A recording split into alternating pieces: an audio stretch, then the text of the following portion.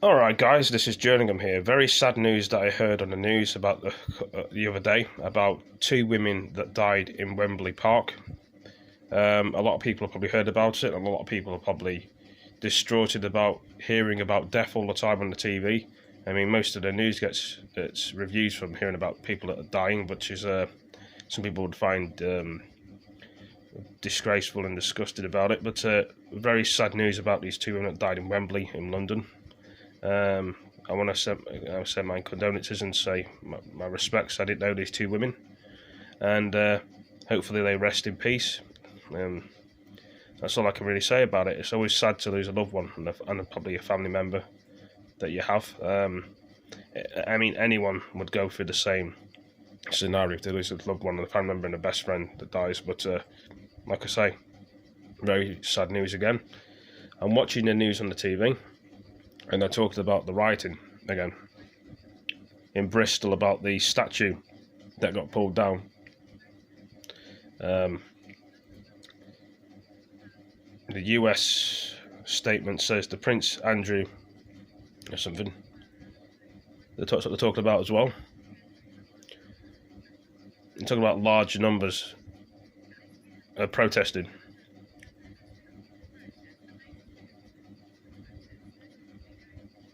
Investigating after. I'll put it on and show you guys what I'm watching. This is the news channel that I'm watching.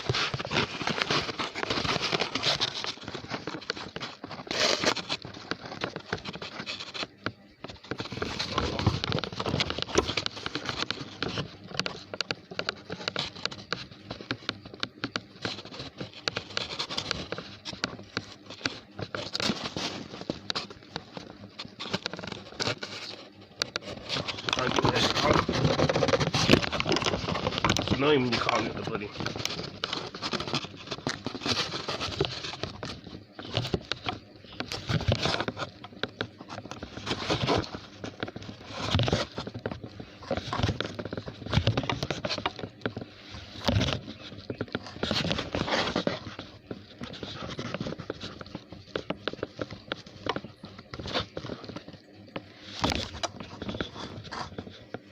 Going to guess about what figures are going to come out from the ONS. I don't get to see them in advance, but what we are You're hoping they'll be lower, obviously. I am indeed hoping that they will be lower. We are really seeing that coronavirus is in retreat, that we are getting it under control in this country. Okay. That deaths are much lower now than they were at the peak. So like deaths being much lower. Much better position we're in now than we were in a few weeks ago. Okay. People under 60 who have died with underlying health conditions in the United Kingdom, out of the 45, 50,000, 60,000, depending on which figures you're looking at.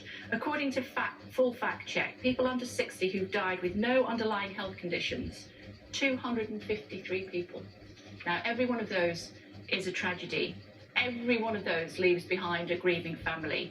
But how do you justify 40,597 people that have died so far coronavirus in the UK? So at every point, it's 40,597 that died in the UK coronavirus. Advice from scientists, and the government has made decisions to do the right thing at the right time. So there was a point back in February, March time when people were calling for lockdown to be imposed earlier. We listened to the guidance from the scientists and we imposed lockdown at the right time. She's saying we're listening to the scientists' news, but they always get it wrong. Loss of life, and to protect the NHS. London. Remember, we saw those scenes in Italy where you saw hospitals and you saw intensive care units completely overwhelmed. We didn't want that to happen. So we based our strategy on what was happening in Italy? No, as I said, I was just reflecting the context at the time, and as you'll know, we take advice from scientists, and we have the SAGE group. Yeah, but the thing is, the scientists didn't get it right about the coronavirus. It kept going and going and going. And the scientists said you needed to be really careful about what was happening in care homes. 57% of deaths from COVID-19 have been in care homes. You got it wrong as far as care homes were concerned. Yep. Discharging elderly people from hospital into care homes without being tested. You accept that you got that wrong. So, so care homes is particularly part of my ministerial responsibility and something that I have worked so hard on, along with the care providers themselves and local authorities since the pandemic hit. Worked incredibly hard to protect people who are living in care homes, who we know are most at risk. And what I should say is the majority of care homes in this country have not had Thursdays outbreaks. have Nearly been 60% have not had outbreaks. 57% of deaths have been in care homes. As I said, so many care homes have been able to prevent themselves having outbreaks altogether. It says 57 deaths have been prepared in care homes, she was saying, until the thing crashed the computer. Under control.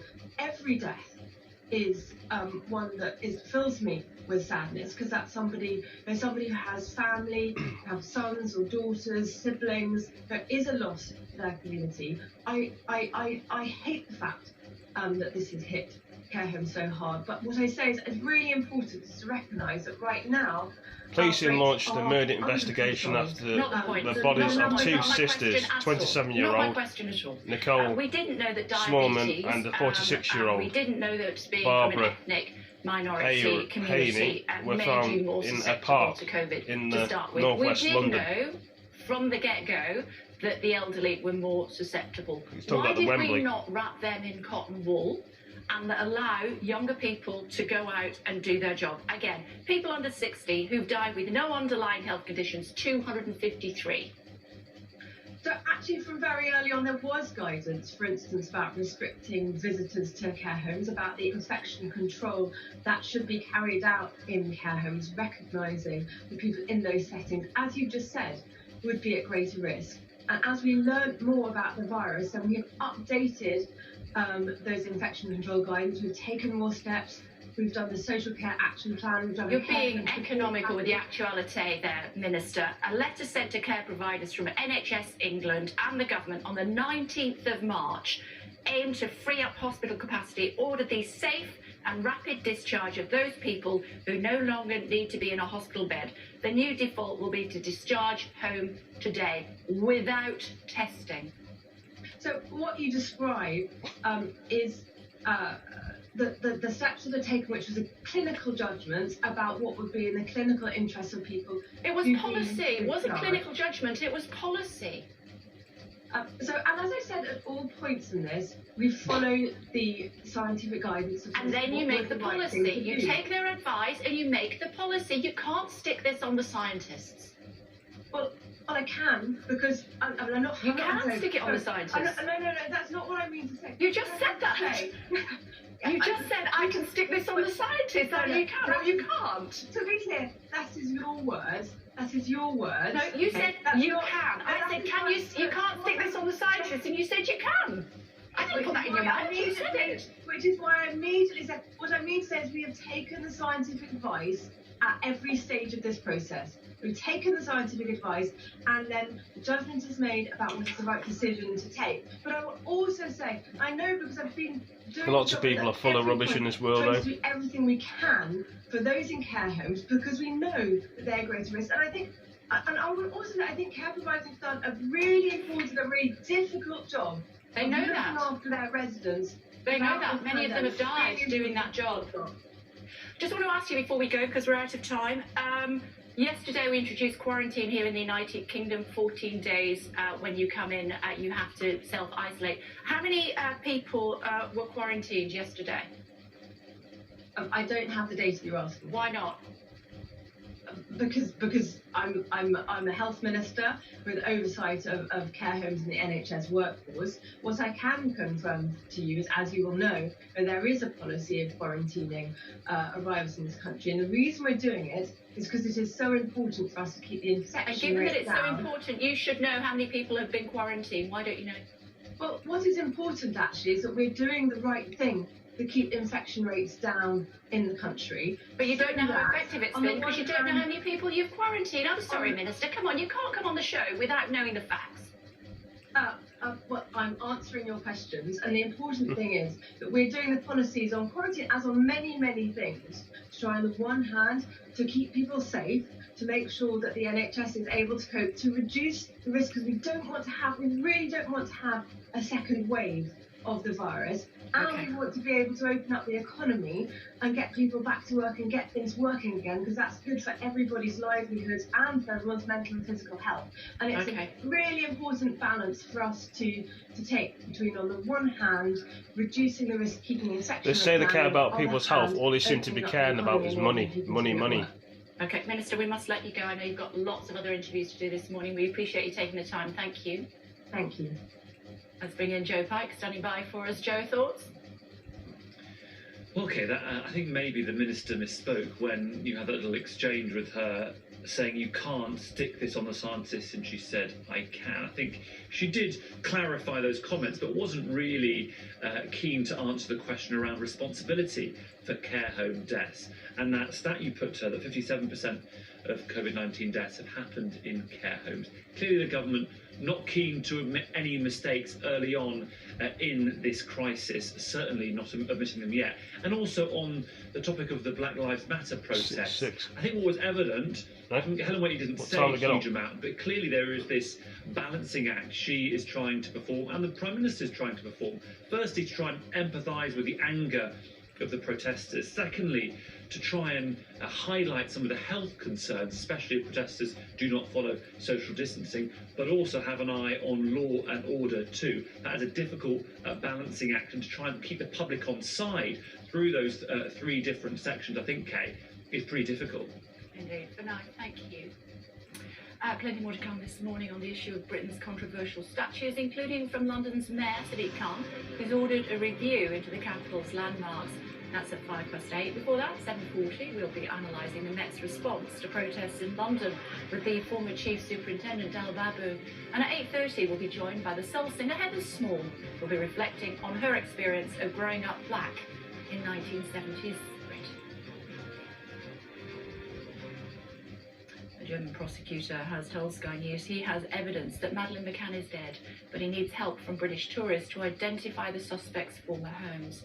Hans Christian Wolters said police require more information about where the new suspect, named only as Christian B, has lived, so that they can search for Madeleine's body. Our crime correspondent Martin Brunt reports from Braunschweig in Germany. For Madeleine McCann's parents, there's still hope she's alive, but prosecutor Hans Christian Wolters says he's leading a murder investigation. Madeleine's parents still believe she could be alive. Why do you call it a murder investigation?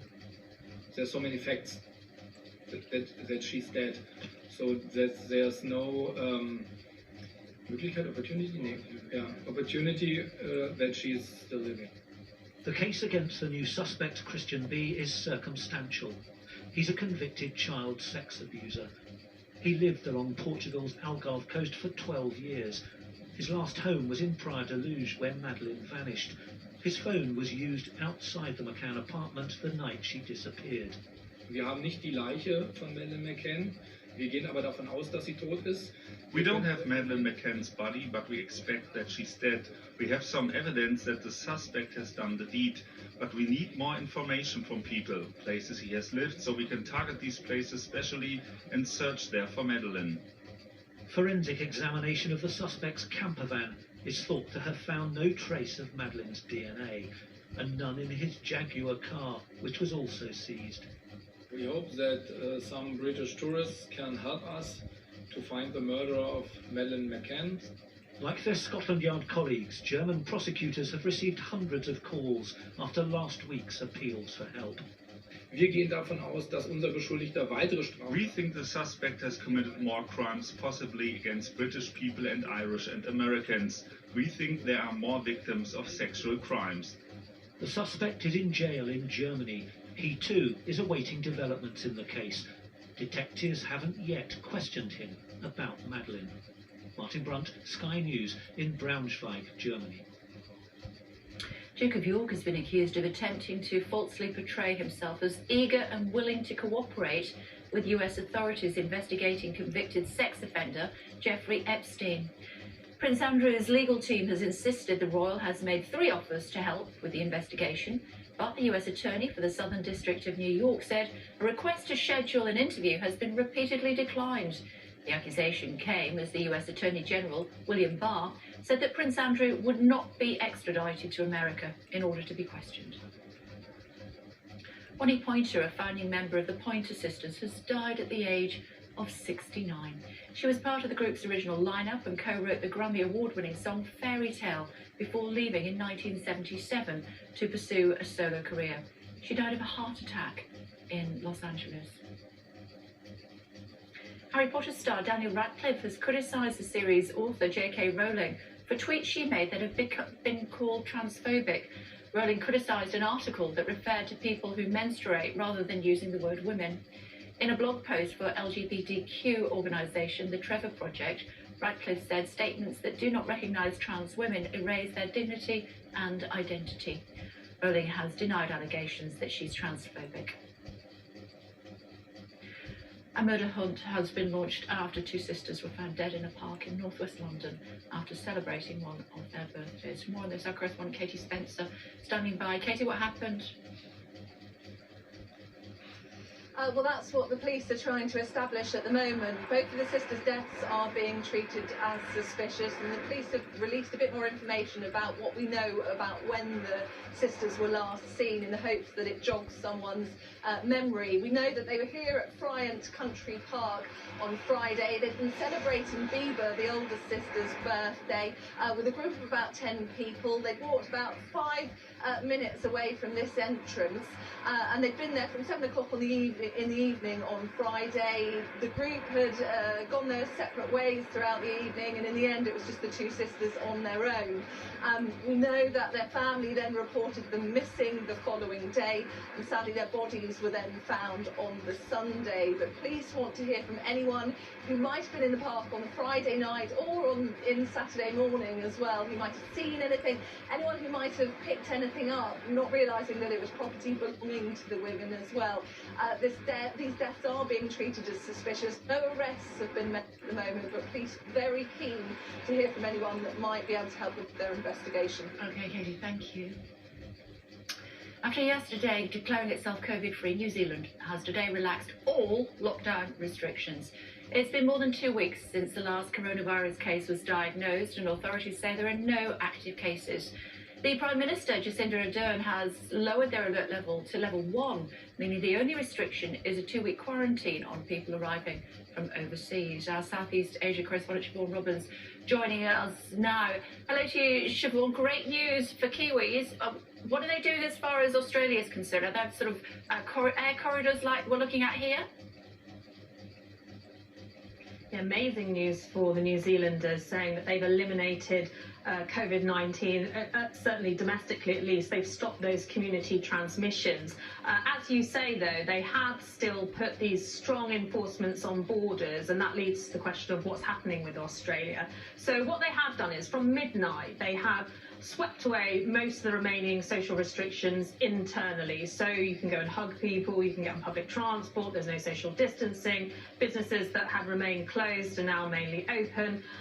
But while they're easing those domestic restrictions, they are getting tougher on the border. So you will get that 14-day quarantine. Everyone who comes in has to have 2 COVID-19 tests, and they have to test negative for those before they're let into the community. Now, a couple of weeks ago, we were talking about the possibility of these air bubbles with Australia, these transport links, which would mean that people from each country could fly to Australia, or New Zealanders to Australia, or Australians to New Zealand, and not have to go into quarantine. They are still a little way off. Authorities in New Zealand saying they couldn't do that until Australia is on a similar footing to New Zealand. It shouldn't be too long. Australia is doing well, but they're not on the same place quite yet as New Zealand. And actually, New Zealanders have been told not to get complacent. They probably will see a few more cases of COVID-19 in the future. But what is important is they seem to have stopped this community transmission. What they can't afford, though, is to open borders too quickly to usher in a second wave of imported cases like we've seen in other countries in Asia, such as Hong Kong. Okay, thank you. What's happening as far as the weather is concerned? My hay fever, not so bad yesterday, bad again today. Here she is. Well, guys, that's all I can do for this video. Hope you all enjoyed it. Give it a like, give it a comment, share it with your friends, and I'll be back to do some more later. Thank you for joining me. Peace. But it's not actually that cold out here this morning. And if you want to watch the weather, check out on Sky News or on your It's actually a fairly Peace. mild start to the day. A bit chilly across parts of the north, though, under the clear